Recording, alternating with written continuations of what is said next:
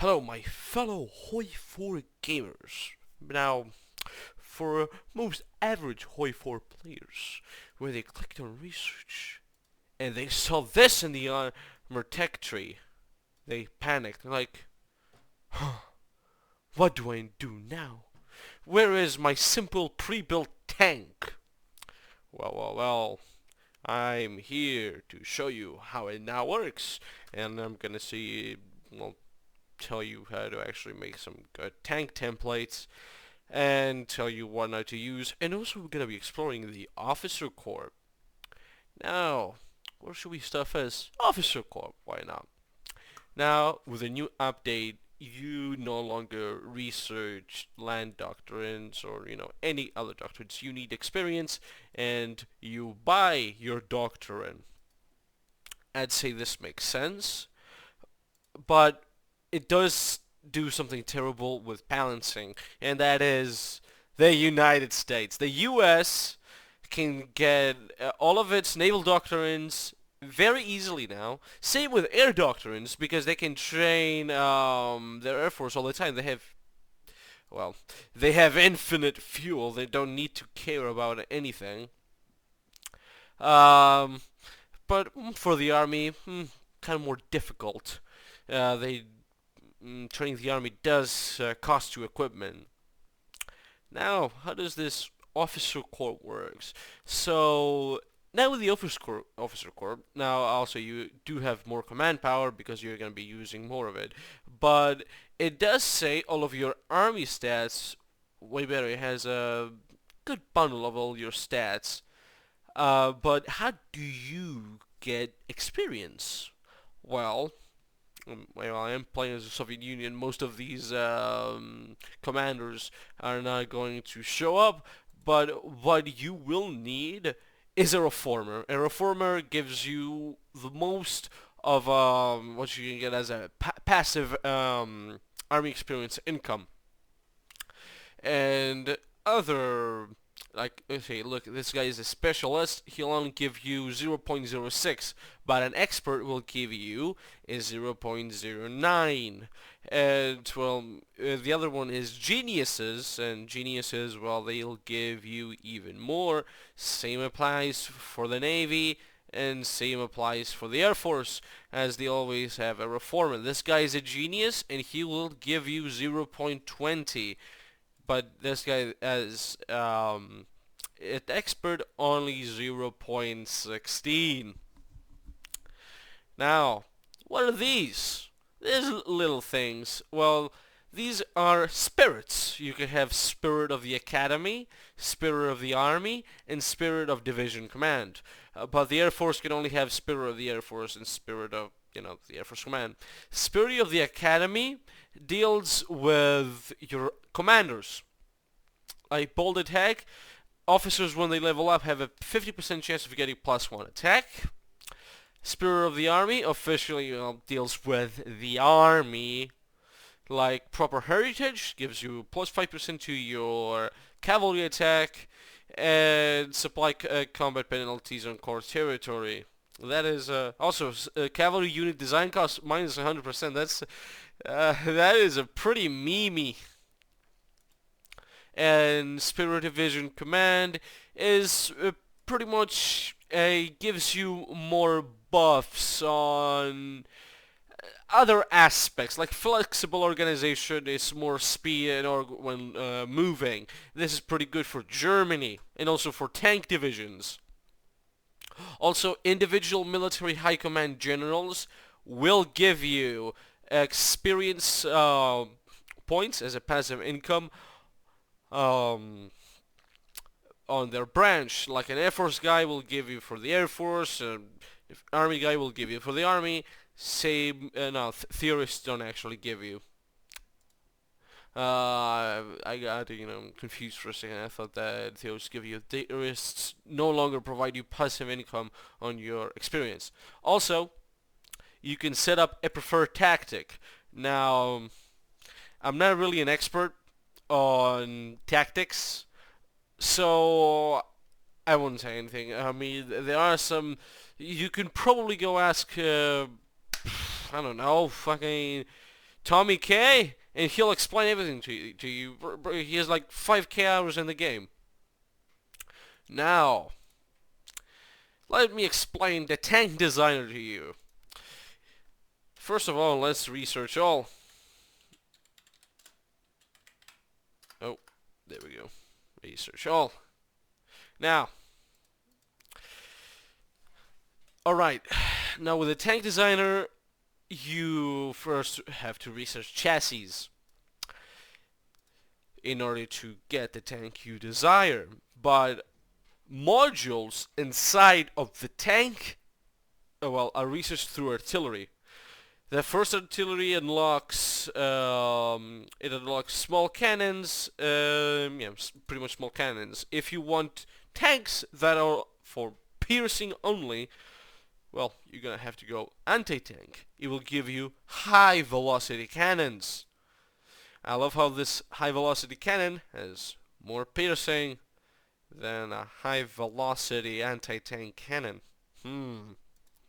And if you want the best of both worlds, you can research straight artillery. It will give you medium cannons.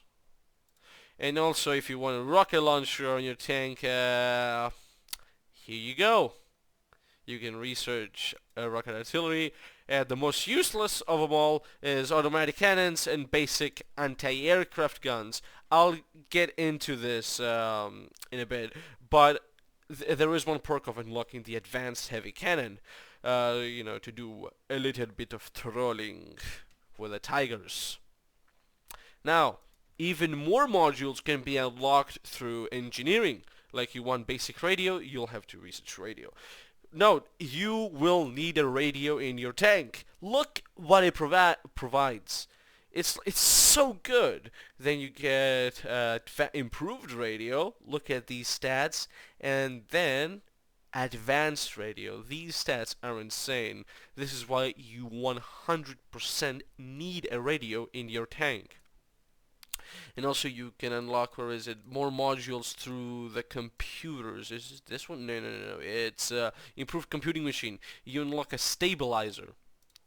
If you don't know what a stabilizer is, pretty much when the tank is moving, the cannon is stabilized, so pretty much they can fire straight while moving. You unlock wheel suspension with motorized, and you unlock half-track suspension with mechanized. You do not unlock, no, you don't unlock anything through there. You do unlock the amphibious drive right here. Now, let's get into the tank designer. Let's go into production. Alright, let's pick a good tank. We do have a lot of tanks here. Let's pick a T-44. What? Ah, you need to unlock the you need to click on the chassis, not here. Where is the chassis? Advanced heavy tank, advanced medium tank chassis. There we go, advanced medium tank chassis. Alright, we're in the designer. Now, let's go from bottom right to bottom left and upwards. First of all, armor levels and engine levels. How can you increase them further? Well, in order to increase them, you'll need to research armor protection and engines. Now, each different protection will give you different modules you can put, like armor skirts, and I don't know why would you want that. Oh, the maximum value on these is 18. Do you unlock anything more with? No, you can just go. Wait. Oh, values of 18 and above. Ah, you can go above 18. It was my honest mistake. Then we can change the engine. You can go for like a diesel engine. It provides reliability. Then you can go for a gasoline engine. It provides speed. A gas turbine, which provides even more speed, but well, it does low reliability, and fuel usage, or a petrol-electric engine. The only tank thing in World War II that had the petrol-electric engine was the Ferdinand tank, or the Elephant. That broke down like immediately. So this is not a very good engine, but it does provide more breakthrough and defense. But the reliability -50, not good. So I'd say that gasoline engines are pretty good. Now, armor type. Do you want Italian armor, German armor, or French armor? Uh, well, it's riveted, welded, and cast. Riveted, well, it doesn't provide much armor, but the production cost is, it's very low. Then welded armor it's the best of both worlds between cast and riveted. And cast armor provides a lot of armor and defense and breakthrough, but production cost, ooh-wee, that is a lot. Then we have suspension. We can either have a bogie suspension, which is a very basic suspension, and interleaved road wheels. Pretty much is just you put road wheels on the tracks, and if the tracks get damaged, you can release the tracks and go on the road. Torsion bar, which adds more reliability. And my favorite one, the Christie suspension, it adds speed.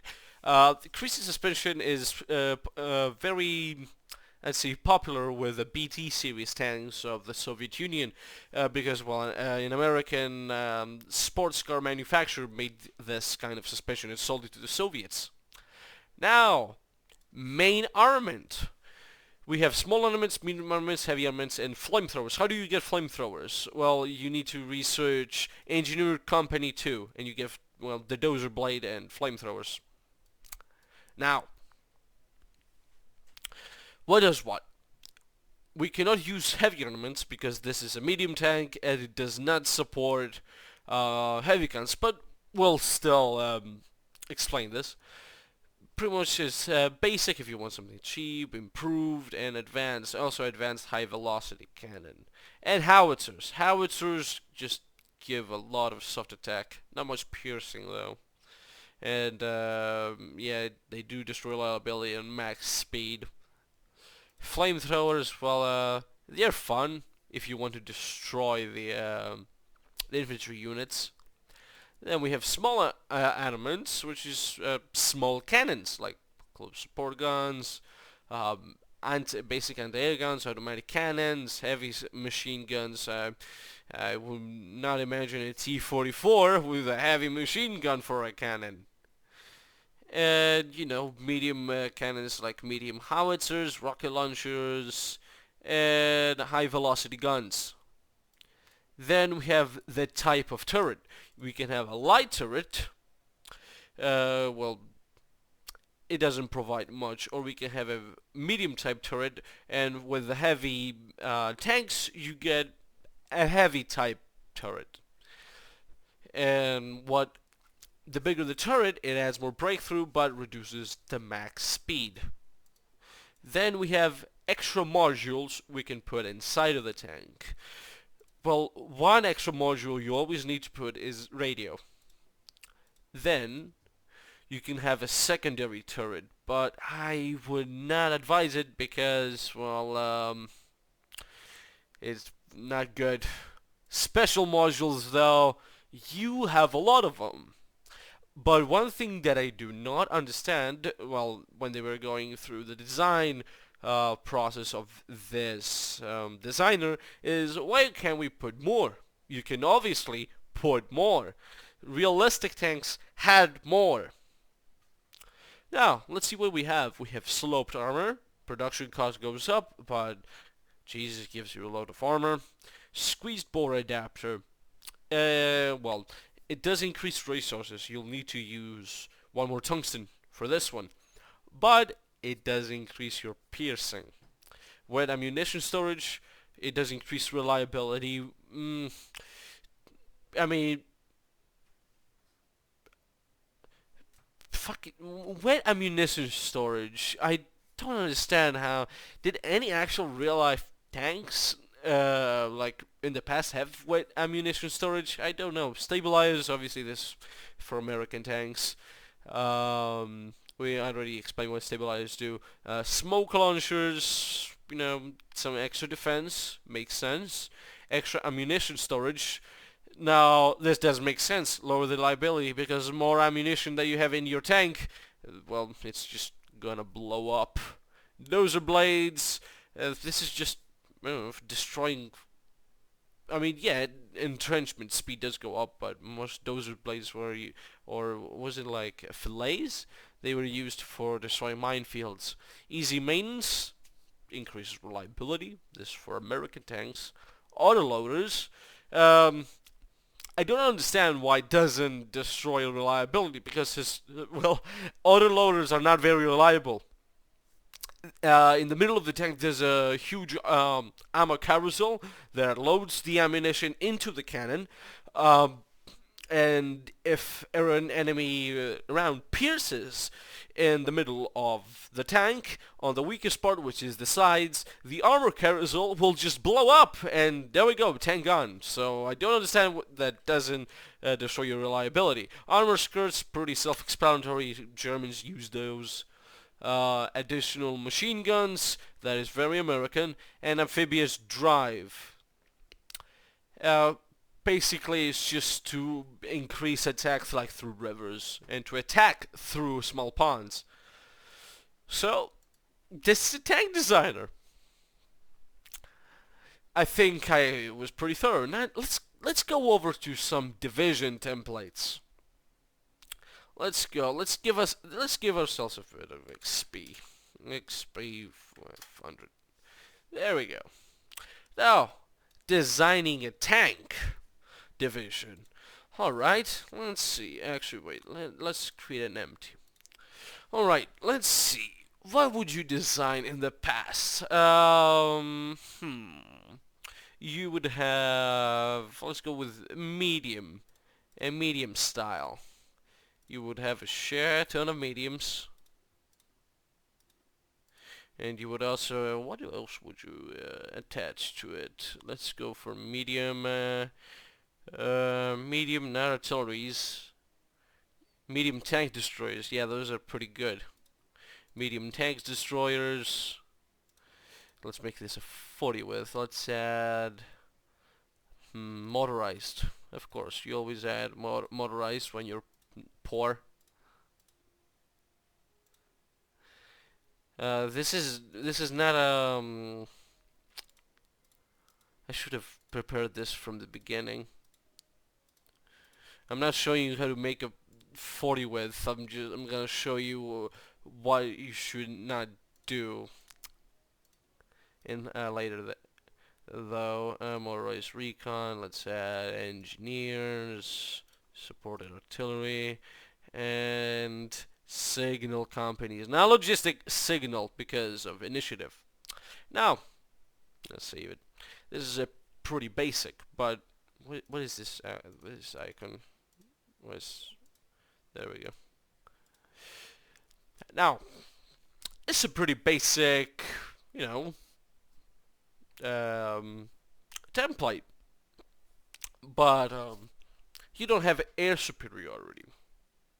What do people do when they don't have air superiority? Oh, they're like, I'm going to make medium SPAAs. Let's find medium SPA. There we go. Medium SPAAs. Now, let's see the problem. Air attack 121. That is something. And our common width has, lowered. Maybe we'll add another medium tank. This air attack is useless. Let me show you how it's done. First of all, let's make things medium tanks again. And let's change our motorized for motorized anti-air. Do you see this? This is even more.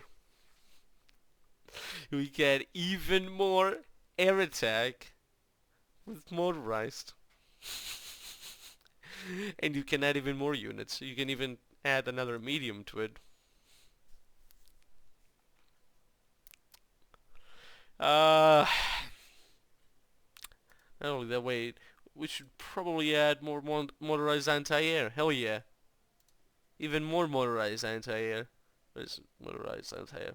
There we go. Air attack of 160. And people make... Oh wait, I put an anti-tank on. There we go. 201. And people make medium SPAs. SPA stands for self-propelled anti-air, by the way. They don't matter. They add way too much combat width into the division, but they do not do anything for air attack. People, stop using ineffective methods to make templates, alright? Also, now 40 widths are kind of nerfed, like infantry-wise. I'd say the new meta will be like 20 watt widths, or even 20 widths. 40 widths just eat up a lot of supply, and with a nerf when it comes to combat width that is allowed on different terrain. Yeah. Well, I hope this video helped. Yeah. Thank you for watching.